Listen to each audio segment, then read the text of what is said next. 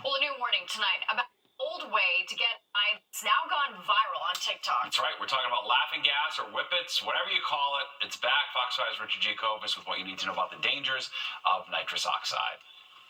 If you guys never tried nitrogen air freshener, you guys need to check this out.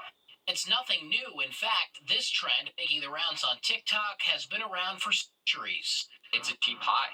Cheap and easily accessible nitrous oxide, also known as laughing gas, the same laughing gas you get at the dentist's office.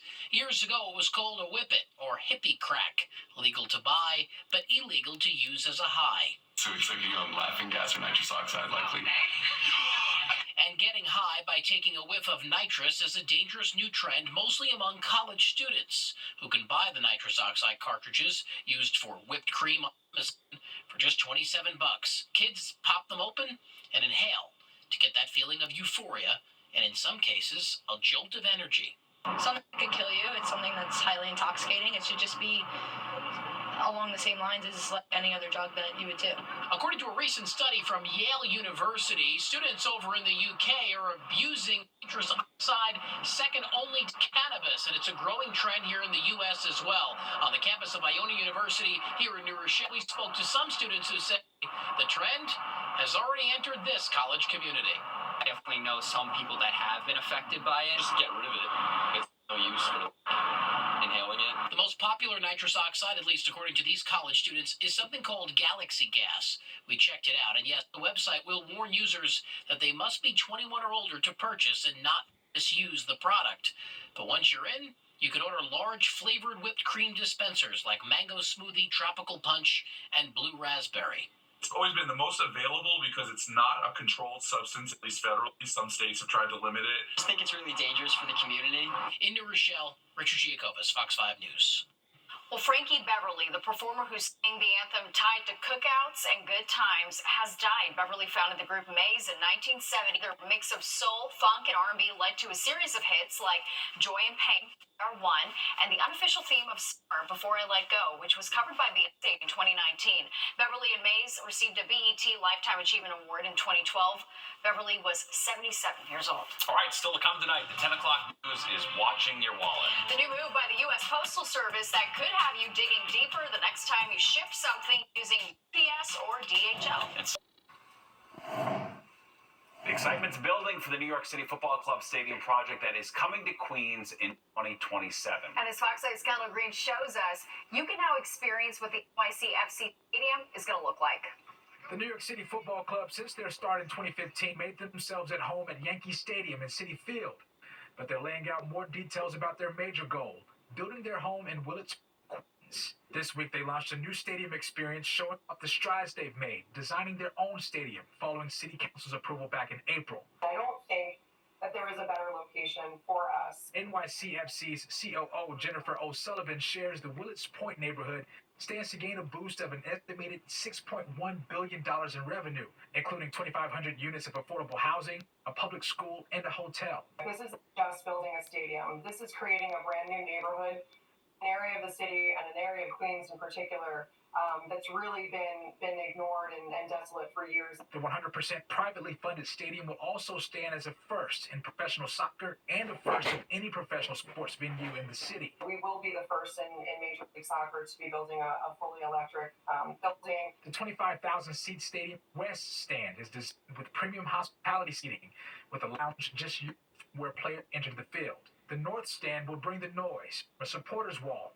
for seating and standing fans. It's the steepest that's allowed in MLS, but it will just be an intimidating wall of fans who are loud, who are passionate, who are bringing the energy and the excitement. The stadium's grand opening in 2027 will come on the heels of the 2026 FIFA World Cup final, hosted right here in the region.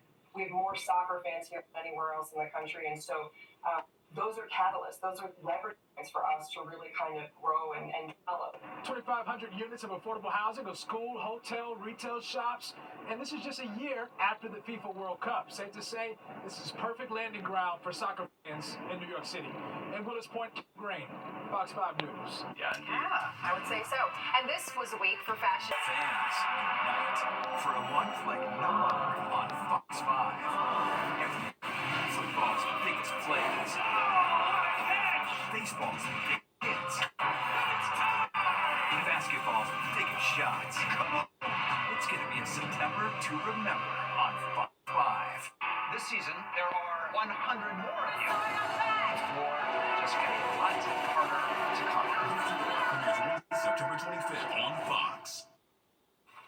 All right, New York Fashion Week. That's where some emerging Black designers are in the moment in the spotlight this week. All right, Fox 5's Teresa Priolo introduces us to them and their dazzling designs. At the intersection of Black excellence and high fashion is Nia, Rel, Larissa, Sharif, and Hart.